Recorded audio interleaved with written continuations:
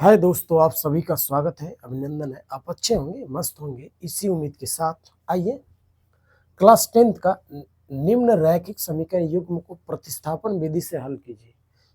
इसको मतलब 2x plus 3y plus 8 बराबर 0 और x माइनस वाई माइनस 1 बराबर 0 को प्रतिस्थापन विधि से हल करना है। किस विधि से? प्रतिस्थापन विधि। तो हम हल करेंगे इसको। तो इसको ऐसे क्वेश्चन को जब भी हल करना होगा, आपको करना क्या होगा कि 2x प्लस 3y, अब ये प्लस 8 है तो उधर उस साइड ले जाइए तो माइनस 8 आ जाएगा। इसको मान लीजिए समीकरण नंबर 1। और फिर दिया है x माइनस वाई माइनस 1 बराबर ये 0 दिया है। तो 0 दिया है तो इसको हम इधर लेके जाएंगे तो ये 1 हो जाएगा। इसको मान लीजिए समीकरण नंबर 2। अब समीकरण 1 से आप लिखेंगे समीकरण 1 से क्या होगा भाई? 2x प्लस 3y बराबर होगा माइनस 8। अब x का मान चाहे y का मान आप निकालिए, मतलब ये 2x बराबर माइनस 8 और इसको लेके जाएंगे तो माइनस 3y। अब x का मान जो होगा वो माइनस 8 माइनस 3y बटे में क्या हो जाएगा भाई? बटे में हो जाएगा 2। ये आपका x का मान निकल गया माइनस 8 माइनस 3y अपन 2। अब समीकरण 1 से निकाले हैं तो x का मान समीकरण 2 में रखेंगे। ध्यान दीजिए। तो अब लिखेंगे समीकरण 2 में x का मान रखने पर तो समीकरण ये 2 ये है, यानी x माइनस वाई, यहां इसको हम इधर ला दिए हैं तो ये ध्यान दीजिए ये इधर को चला जाएगा, यानी x माइनस वाई बराबर 1। तो x का मान क्या निकला? x का मान माइनस 8 माइनस 3y अपान 2। ये x का मान माइनस वाई इक्वल टू 1।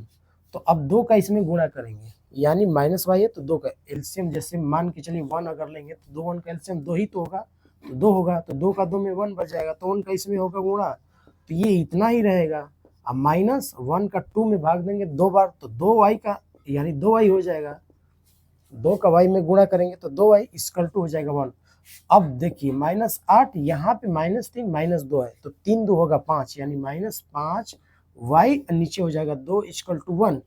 अब ये 2 भाग के रूप में है तो इसको इधर ले जाएंगे तो गुणा होगा, यानी माइनस 8 माइनस 5 y बराबर 1 गुणे 2। तो 2 एकाइम 2। तो हमको चूंकि y का मान चाहिए तो माइनस 8 इधर, इसको उधर ले जाइए तो ये 2 ये इधर जाएगा तो प्लस का हो जाएगा 8 हो जाएगा। तो 8 2 10, तो यानी y का जो मान निकल के आएगा 10 बटा का हो जाएगा माइनस 5। तो 5 दूना 10, यानी कि y का मान ये, चूंकि माइनस 5 है तो माइनस 5 इधर गया है तो 5 दूना 10, यानी माइनस 2 आ जाएगा। ध्यान दीजिए क्यों? क्योंकि माइनस चिन्ह रहेगा ही, तो y का मान माइनस 2 और x का जो मान हमारा आया था, x का मान माइनस 8 माइनस 3y अपन 2 आया है। तो इसमें हम इसलिए x बराबर हम डायरेक्ट मान रख लेंगे, इसलिए x बराबर, x का मान क्या है? माइनस 8, तो माइनस 8 माइनस 3y बटे में क्या है भाई? बटे में 2 आया है।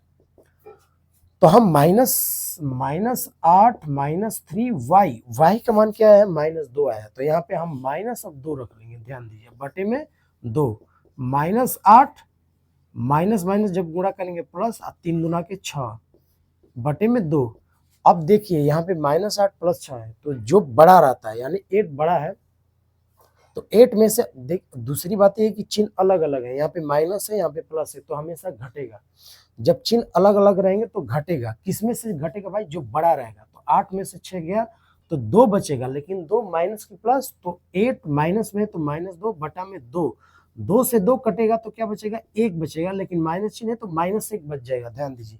तो x बराबर जो होगा वो x बराबर माइनस 1 हो जाएगा और y बराबर माइनस 2। ये रहा हमारा आंसर, और y बराबर माइनस 2, ये दोनों हमारे आंसर है।